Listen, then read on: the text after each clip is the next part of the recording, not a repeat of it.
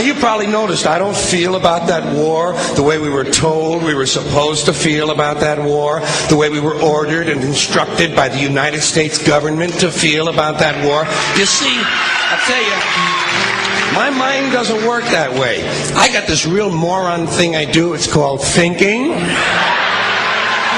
I'm not a very good American because I like to form my own opinions. I don't just roll over when I'm told to. Sad to say, most Americans just roll over on command. Not me.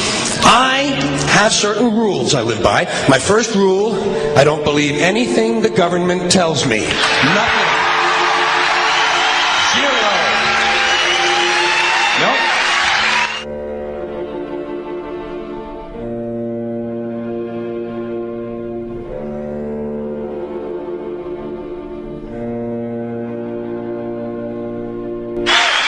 And I don't take very seriously the media or the press in this country, who in the case of the Persian Gulf War were nothing more than unpaid employees of the Department of Defense, and who most of the time function as kind of an unofficial public relations agency for the United States government. So I don't listen to them. I don't really believe in my country. And I gotta tell you folks, I don't get all choked up about yellow ribbons and American flags. Now, to balance the scale, I'd like to talk about some things that bring us together. Things that point out our similarities instead of our differences. Because that's all you ever hear about in this country is our differences. That's all the media and the politicians are ever talking about, the things that separate us, things that make us different from one another. That's the way the ruling class operates in any society. They try to divide the rest of the people. They keep the lower and the middle classes fighting with each other so that they, the rich, can run off with all the fucking money. Fairly simple thing, happens to work. You know, anything different, that's what they're going to talk about. Race, religion, ethnic and national background, jobs, income, education, social status, sexuality, anything you can do, keep us fighting with each other so that they can keep going to the bank. You know how I describe the economic and social classes in this country? The upper class keeps all of the money, pays none of the taxes. The middle class pays all of the taxes, does all of the work. The poor are there just to scare the shit out of the middle class. Keep them showing up at those jobs. Politicians know that word. They use it on you. Politicians have traditionally hidden behind three things: the flag, the Bible, and children. No child left behind. No child left behind. Oh, really? Well, it wasn't long ago you were talking about giving kids a head start. Head start, left behind? Someone's losing fucking ground here. But there's a reason. There's a reason. There's a reason for this.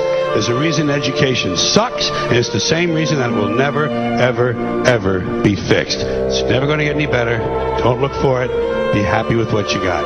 Because the owners of this country don't want that.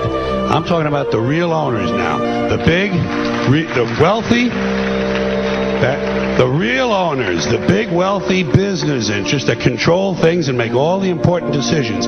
Forget the politicians. They're irrelevant. The politicians are put there to give you the idea that you have freedom of choice. You don't.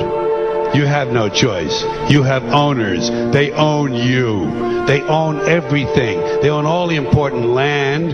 They own and control the corporations. They've long since bought and paid for the Senate, the Congress, the state houses, the city halls. They got the judges in their back pockets, and they own all the big media news, all the big media companies. So they control just about all of the news and information you get to hear. They got you by the balls. They spend billions of dollars every year lobbying to get what they want. Well, we know what they want. They want more for themselves and less for everybody else. But I'll tell you what they don't want. They don't want a population of citizens capable of critical thinking. They don't want well-informed, well-educated people capable of critical thinking. They're not interested in that. That doesn't help them. That's against their interest. That's right. You know something? They don't want people who are smart enough to sit around the kitchen table and figure out how badly they're getting fucked by a system that threw them overboard 30 fucking years ago. They don't want that. You know what they want? They want obedient workers.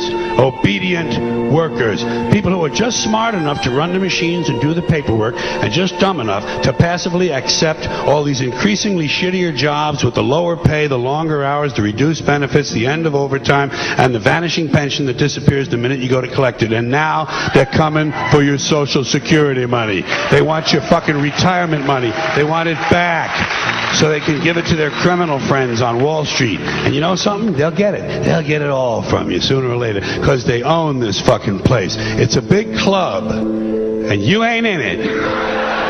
You and I are not in the big club.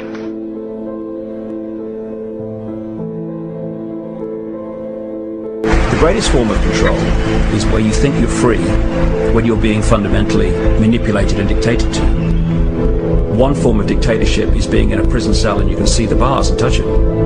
The other one is sitting in a prison cell but you can't see the bar, you think you're free. What the human race is suffering from is mass hypnosis. We are being hypnotized by people like this. Newsreaders, politicians, teachers, lecturers. We are in a country and in a world that is being run by unbelievably sick people. The chasm between what we're told is going on and what is really going on is absolutely enormous. The greatest hypnotist on planet Earth is a oblong box in the corner of the room. It is constantly telling us what to believe is real. Historically, the control and manipulation of political opinion has been the Freemasons' main weapon in gaining control of countries and states.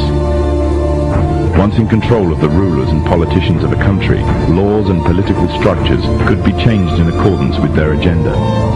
However, since restricting the body does not necessarily mean restricting the mind, the Freemason recognizes that their plan for a global government hinges completely on subduing the masses to their agenda, and thus eliminating opposition to their cause.